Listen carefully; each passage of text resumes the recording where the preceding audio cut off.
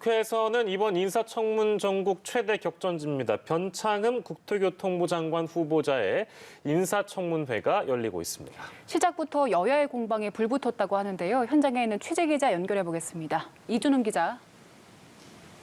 네, 조금 전 청문회가 속개돼 오후 질의가 진행 중입니다. 이 변창흠 후보자는 청문회 시작 직후 김군과 유가족, 또 위험을 무릅쓰고 일하는 모든 분들께 사과드린다고 머리를 숙였습니다. 2016년 스크린도어를 수리하다 숨진 구의역 김군을 두고 걔만 조금 신경 썼으면 됐다고 이 사고 책임을 떠넘기는 발언에 대한 겁니다. 정의당 심상정 의원이 김군의 어머니 육성을 들려주며 김군이 실수로 죽었냐고 따져묻자 변 후보자는 빚을 진 만큼 국민 생명 안전을 살리는 데 최선의 노력을 다하겠다고 거듭 사과했습니다. 중대재해기업처벌법에도 전적으로 동의한다며 추진되도록 힘을 보태겠다고 했습니다. 국민의힘은 변 후보자의 딸 특혜, 지인 영구 영역 특혜 의혹 등을 집중 추궁했습니다.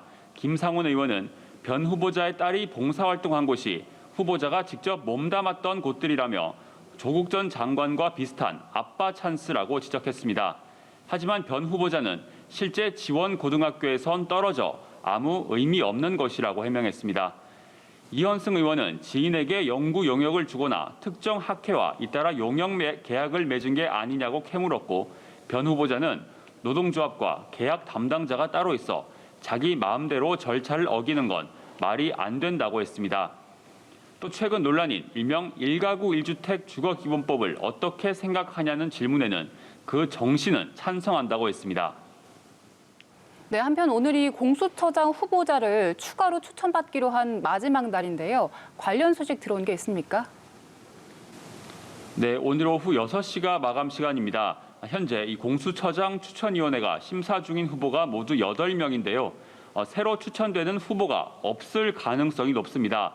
대한변호사협회, 법원행정처, 더불어민주당 측은 추가 추천을 하지 않을 방침이고 법무부 역시 새 인사를 추천하지 않을 것이란 전망에 무게가 실립니다.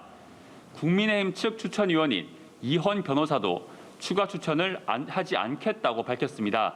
이 적임자를 찾아 나섰지만 공수처법 강행으로 야당 측 비토권이 박탈돼 들러리가 되고 싶지 않다. 또 야당 측 추천을 받는 게 부담스럽다는 반응이 많았다고 이 변호사는 설명했습니다. 추천위는 다음 주 월요일인 28일에 6차 회의를 여는데요. 이날 회의에서 최종 후보자 2명을 선정할 계획입니다. 지금까지 국회에서 전해드렸습니다.